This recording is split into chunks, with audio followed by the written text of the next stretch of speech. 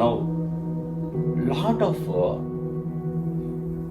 the talk going on now on the terminologies like yoga and meditation. Of course, there is a confusion. How this confusion comes?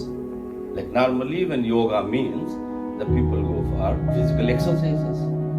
And they think that yoga means a physical exercise. But in fact, the yoga in Sanskrit, it means it is a union. Union means what? Union with the ultimate consciousness or mergence with the ultimate consciousness which is already existing in our heart. But it is limited only to the physical exercise. From where this confusion started? See, the practice of yoga centuries back was put forth by a great sage by name Patanjali Maharshi. He said, to reach to the ultimate state of consciousness, you are supposed to practice 7 steps, which we call it as limbs of yoga practice. What this is 8 steps, sorry. It's not 7, it is the 8 steps. Ashtanga Yoga Paddhati, what we call it as. So what is this Ashtanga Yoga Paddhati? Ashtanga means 8 limbs. Ashta is 8 and Anga means limbs. That is, starts with Yama, Niyama, Pratyahara, what we call it as Dhyana, Dharana, Asana, Samadhi. Like this we have 8 steps of practices. So from first step it leads to the 8th one, which is nothing but the Samadhi. That is, Sama means balancing with the ultimate consciousness. Adi. Adi means the beginning. So being with the beginning of our existence. That is what it means. So when we come to what all these steps like Yama, Niyama, Pranayama, Pratyahara, all these are what? Yama is nothing but principles, discipline. Like this is goes on. Okay. And here the meditation, what we call it as dhyana, it comes as the 6th step.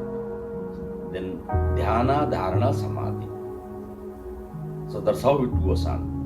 So then which is the most important part of it? Which is the main part of it? That is the ultimate. But where we are inducted? Of all these 8 practices, our focus is only on the asana. The term asana, it means in Sanskrit, that is where you can sit comfortably for a longer duration. Sthira, chitta, without a disturbance, in a still state of a condition, to sit comfortably for a long duration. So that is the word asana.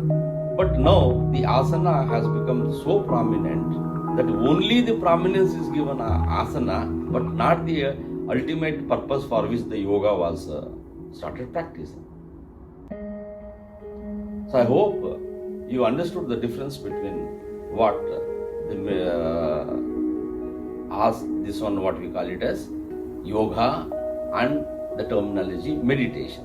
Meditation is one of the steps of 8 limbs of yoga.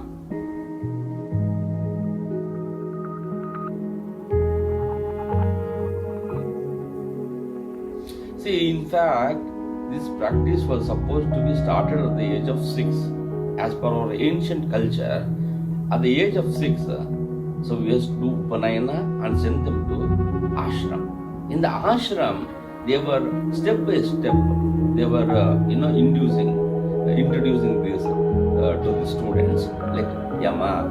Niyama means starts with discipline, and then principles in life, and then adhering to those, and then physical exercise. Physical exercise, asana, is very much important. If you don't have a fit body, you will not have a fit mind. You understand it? So the fit body leads to a fit mind. That is for fitness. Like you have to sit in a meditation. So those days, even hours and hours together, 10 hours, 20 hours, the meditation they used to do. At that time, the body should not get disturbed. That is the way the focus was more given on the fitness of the body.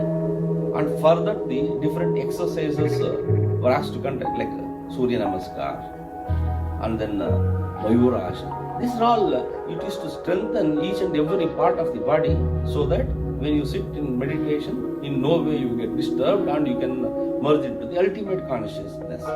But of course, what happened, nowadays it is the old generation, like more than 60 plus people who are coming to the practice of meditation. And for them at this age of 60, if we ask them to do the start with the beginning of yama, niyama, pranayama, so they have no time at all. That is why in our system of practice, the founder Babuji Maharaj, he said that, so these are all the initial stages. Now you are overgrown, you have understood all these things in the life. So why can't you go on the sixth step directly? That is the meditation. So when you perfect your mind, the every other things will get automatically get perfected. So he focused on meditation. So you understand what I am trying to say. That is, when the mind becomes disciplined, the whole life gets disciplined, and you give priority to everything which is supposed to be given priority.